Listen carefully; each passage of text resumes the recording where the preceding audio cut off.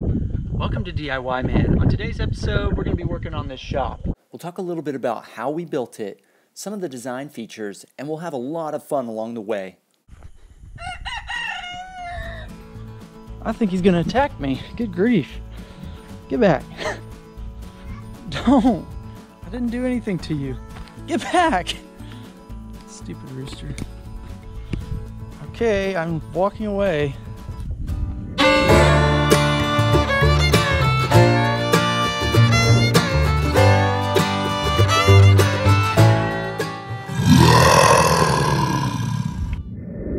To start this video today, I'm going to talk a little bit about how we frame this shop.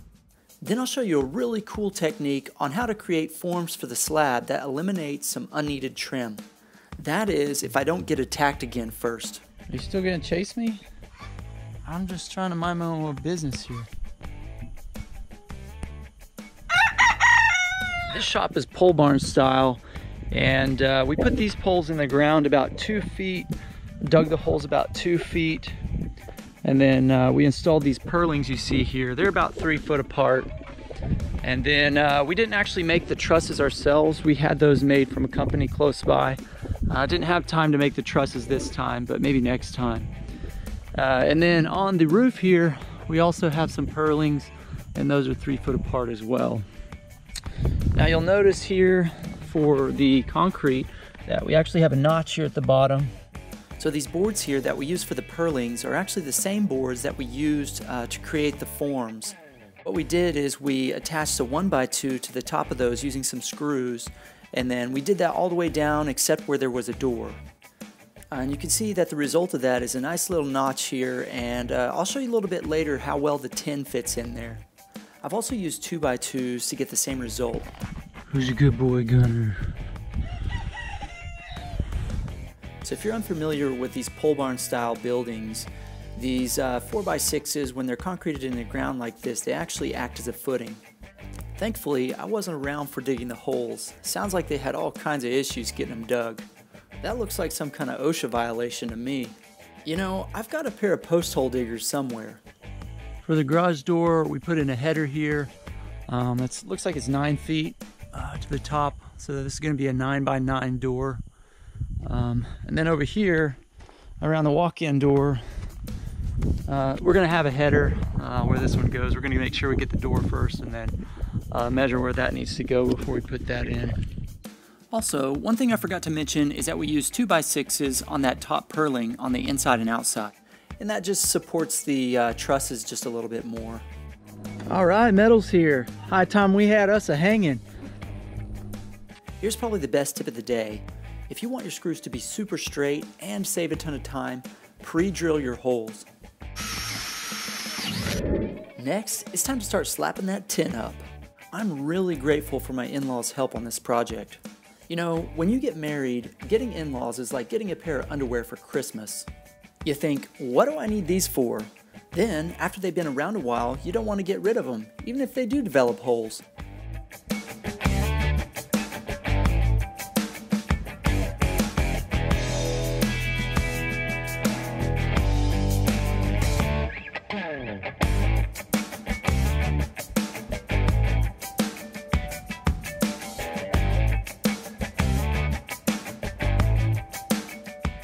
The front and back take a little bit longer because of the pitch of the roof. We had to mark, then cut each individual piece before we attached it. I'm sure if you knew trigonometry, you could save a little bit of time. Do I look like a guy that knows Pythagorean theorem? All I know is that a pizza's round, but we cut it up into triangles for some reason.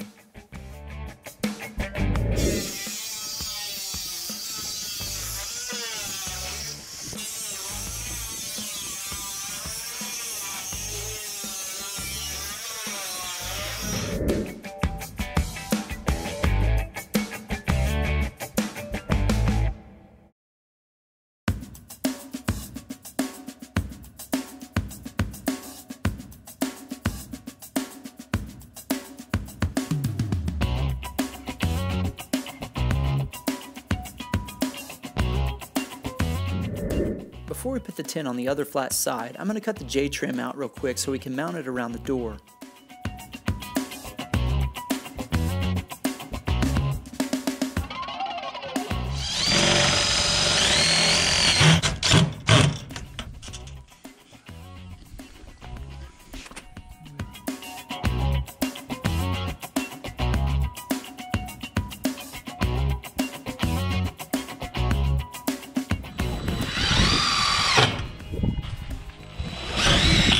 One thing I haven't mentioned before is that we make sure the first piece is level before we install the rest of them.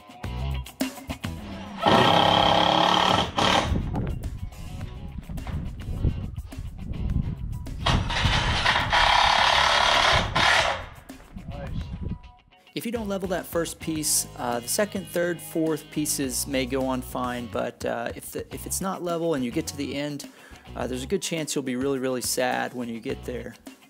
Trust me, been there, done that. Unfortunately, I did not get a t-shirt for it.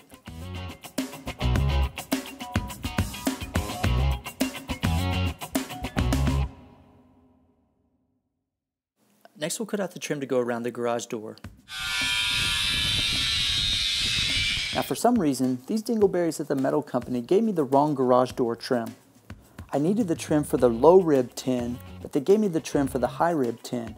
I decided to deal with it since it looked okay, and I didn't want to make a 3-hour round trip.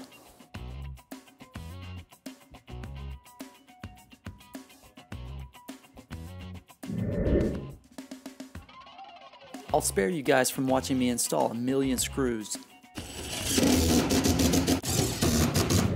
For the two straight sides, I'm going to use some leftover 3-inch angled trim. We'll go ahead and install these on the sides here, and then we'll use these little foam things to keep bugs from getting in. Now I've got Mike cutting up the trim for the 4 corners.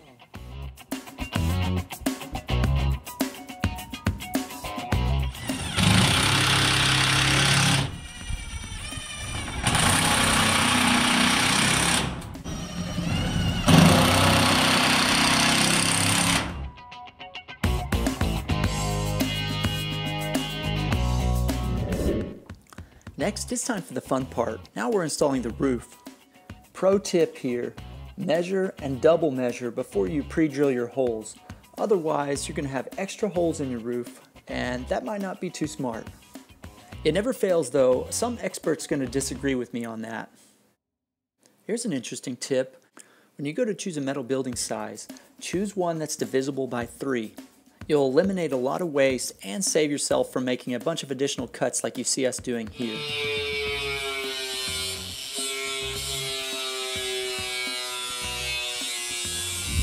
Now you might not believe this, but I'm actually scared to death of heights. But this barn tin actually has a safety feature built in right here. These ribs, you can actually clench your cheeks around those, that way you have both hands for installing screws.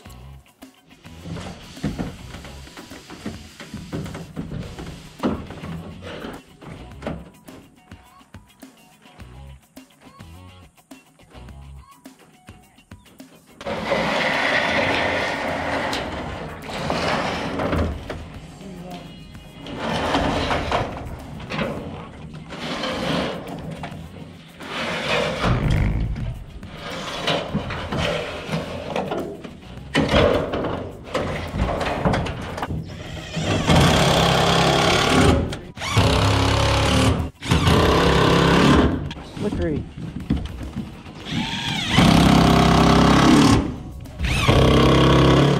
Last piece of corner trim here.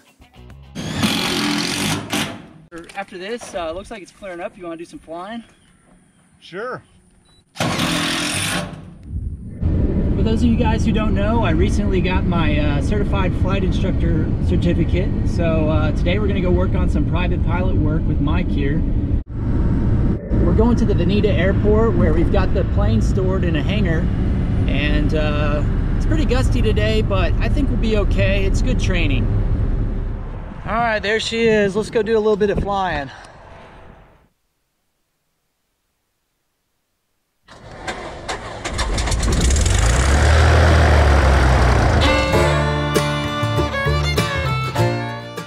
All right, I think the wind's calmed down just a little bit. And we'll go do the run-up.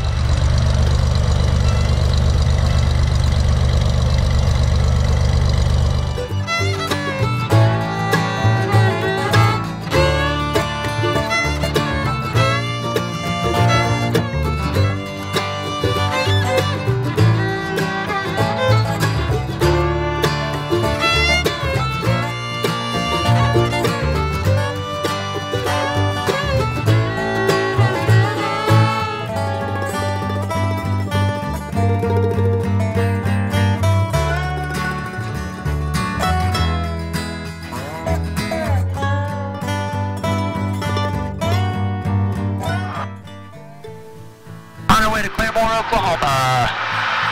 We need fuel today. Before we do that, let's have a little bit of fun. This isn't exactly part of the private pilot lesson, and you also kind of got to be on your toes, otherwise the last thing that might go through your mind is a tree, or maybe even a fish.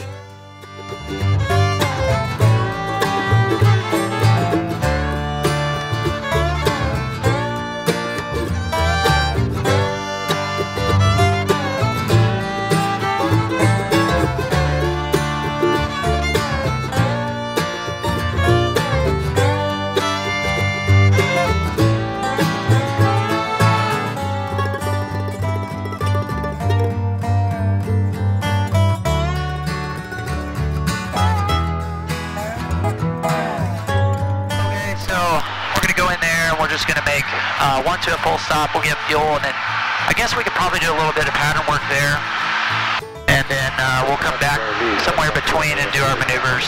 How's that sound? Okay, we're traffic Skyhawk 314 X-ray, 5 miles to the shore at 2,000 feet, 2,200 feet, inbound for 3-6, left downwind, Claremore. Claremore traffic, feedful 100-200 Juliet is entering left downwind about midfield for a 3-6 full stop, Claremore, landing in the grass. Roger, we don't have you inside, but we'll keep an eye out for you. How's it feeling on this blustery day? Claremore traffic, feedful 100 Juliet is it's pretty bumpy. For 3-6 landing in the grass, Claremore. I've got him in sight now. Okay. Traffic Chicago 24 X-ray, left base for 3-6, Claremore. Little overshooting. Yes, oh wow, big time overshooting. That bald eagle right there. It's here now. I'll get the rack over here.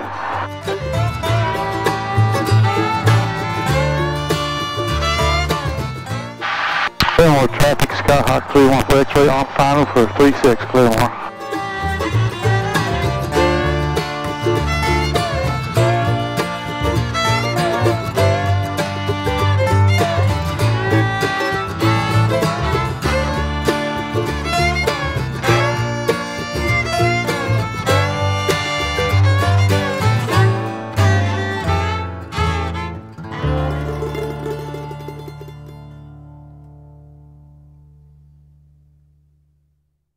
Well, that wasn't too bad. Okay, we got some fuel. Now we're going to go back and we're going to do a few maneuvers on the way. And then we'll full stop at Veneta.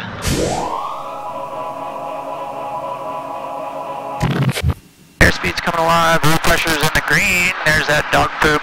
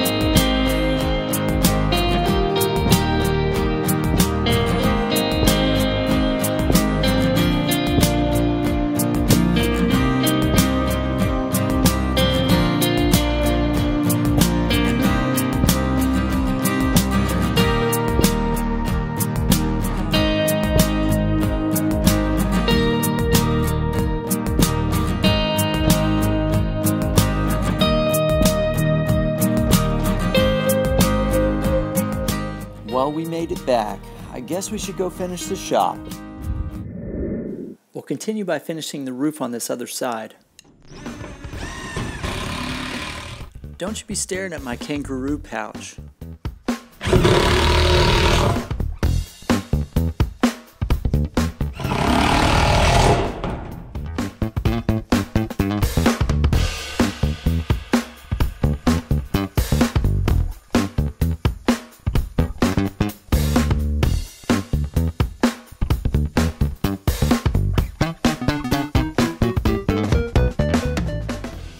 Sprinklers are going off. You kids go run and play in those sprinklers. Oh, get a parachute. Get it out and I'll record that. Yeah, right. You wanna play King of the Hill? Yeah, I'll beat you. Probably will. Now it's time to install the gable trim. We'll want to do that before we put the ridge cap on. This long, next start a ridge cap. You want to hand it up here? How do you want? Yeah.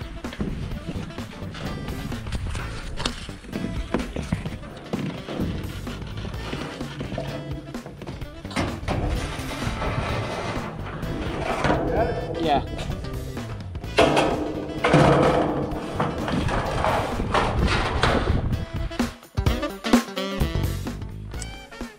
Now we'll put the ridge cap on.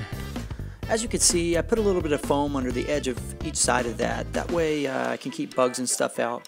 I'm particularly concerned about mud daubers. I hate those things.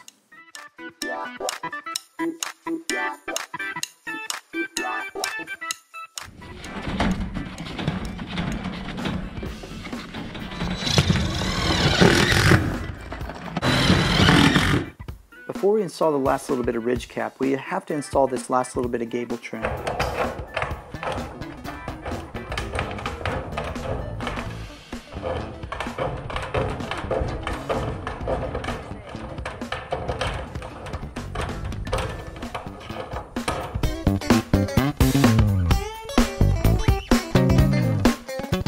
Here's that last little bit of ridge cap. Sorry for the little spider that jumped on my lens here.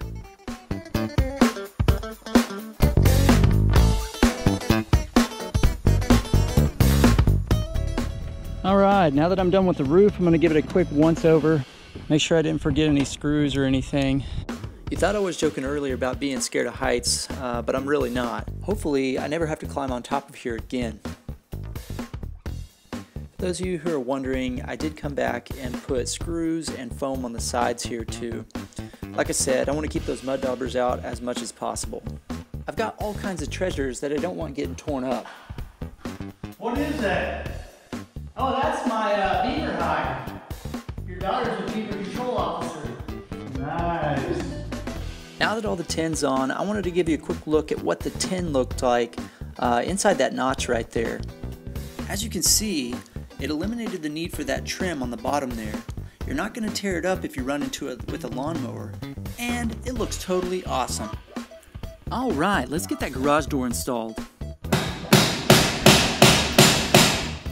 On these garage doors, I usually let an expert install those. It's just easier than dealing with that spring, and it usually doesn't cost much more. Check out this garage door opener.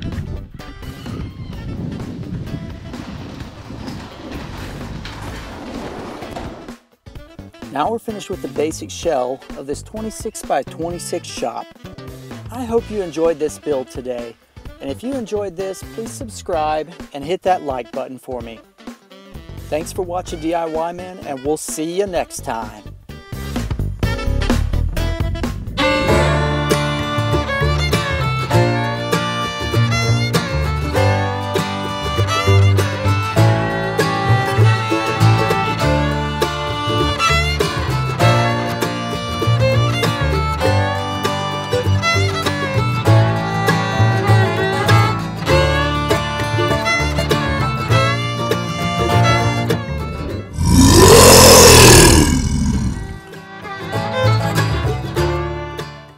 Check out what else I got here for you.